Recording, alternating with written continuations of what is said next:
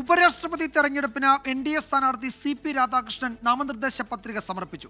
പ്രധാനമന്ത്രി നരേന്ദ്രമോദിയുടെ നേതൃത്വത്തിൽ മുതിർന്ന നേതാക്കൾ ചടങ്ങിൽ പങ്കെടുത്തു. ഇന്ത്യ സഖ്യ സ്ഥാനാർത്ഥി ജസ്റ്റിസ് B സുദർശൻ റെഡ്ഡി നാളെ പത്രിക സമർപ്പിക്കും.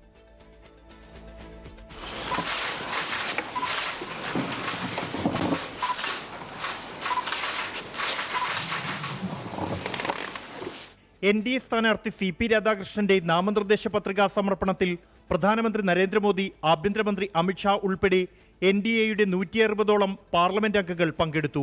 വരണാധികാരി രാജ്യസഭാ സെക്രട്ടറി ജനറൽ PC മോദിക്ക് മുന്നിലാണ് നാമനിർദ്ദേശ പത്രിക നൽകിയത്. ആദ്യ സെറ്റ് നാമനിർദ്ദേശ പത്രികയിൽ പ്രധാനമന്ത്രി നരേന്ദ്രമോദിയാണ് മുഖ്യ നിർദ്ദേശകനായി ഒപ്പുവച്ചിരിക്കുന്നത്. ഉപരാഷ്ട്രപതി തെരഞ്ഞെടുപ്പുമായി ബന്ധപ്പെട്ട വിഷയങ്ങൾ ചർച്ച ചെയ്യാനായി ഇന്ത്യ സഖ്യം യോഗം ചേർന്നു. ഇന്ത്യ സഖ്യത്തിന്റെ ഉപരാഷ്ട്രപതി സ്ഥാനാർത്ഥി ജസ്റ്റിസ് B സുദർശൻ റെഡ്ഡി നാളെ നാമനിർദ്ദേശ പത്രിക സമർപ്പിക്കും. സഖ്യത്തിന് പുറത്തുള്ള വോട്ടുകൾ കൂടി ലക്ഷ്യം വെച്ചാണ് ആന്ധ്രയിൽ നിന്നുള്ള B സുദർശൻ റെഡ്ഡിയെ ഇന്ത്യ സഖ്യം സ്ഥാനാർത്ഥിയാക്കിയത്.